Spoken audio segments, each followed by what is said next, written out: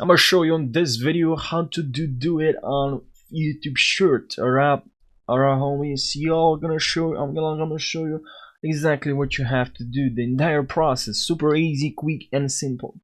Alright, so open your fire up YouTube. Fire up YouTube, guys. Fire up YouTube.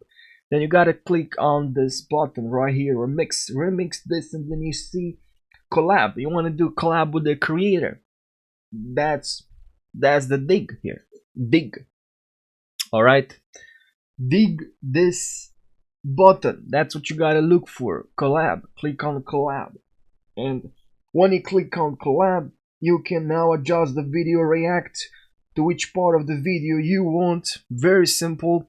You have the green screen here, which is so essential if you want to do it on your YouTube video, on your on your own, but on the other, for a creator. You are collabing. Do a collab with the creator. Basically, if you do it, then you're doing with a different creator. So green screen is essential. You can cut this video, you can do collab, you can use the song.